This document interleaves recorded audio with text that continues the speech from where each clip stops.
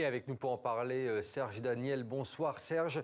Est-ce que tout d'abord vous pouvez nous dire quelle est la situation sur place? Est-ce que le référendum se déroule dans de bonnes conditions jusqu'à présent? Alors, si on me résumait, il faut dire que le vote est plutôt, pour le moment, le vote est timide, mais quand même calme. Le matériel électoral a été sur place, selon les témoins. Dans des localités comme à Tombouctou, par exemple, dans le nord, les électeurs n'ont pas eu accès des électeurs n'ont pas eu accès à leur carte d'électeur. Et puis à Kidal, dans une région contrôlée par les ex-rebelles, il n'y a pas eu vote parce qu'ils ont rejeté déjà le référendum et ils n'ont pas autorisé le déroulement des opérations de vote chez eux. Serge, c'est la première fois que le gouvernement de transition est à l'épreuve des urnes. Est-ce que c'est un test pour le colonel Goïta et avec quelles conséquences au final?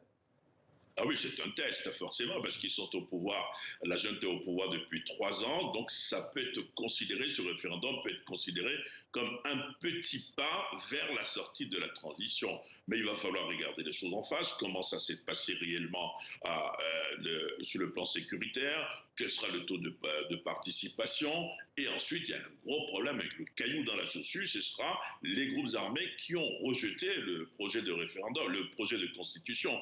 Or, pour appliquer l'accord de paix d'Alger, il faut changer la Constitution et c'était aussi l'un des objectifs. Donc, il va falloir que les autorités de transition reprennent langue avec les ex-rebelles pour s'entendre sur un SMIC politique pour pouvoir faire avancer les choses.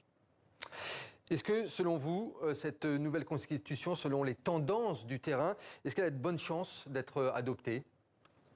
Oui, en principe, on tend vers ça. Le gouvernement a dit oui, le gouvernement a dégagé de grands moyens, d'abord de grosses structures pour battre la campagne du oui. Le président Assimi Goïta lui-même a participé à 2 grands meetings à Bamako et à l'intérieur du pays. On va voir surtout le taux de participation. Je pense que c'est aussi l'un des enjeux, le taux de participation pour savoir qui a voté contre et qui a voté pour.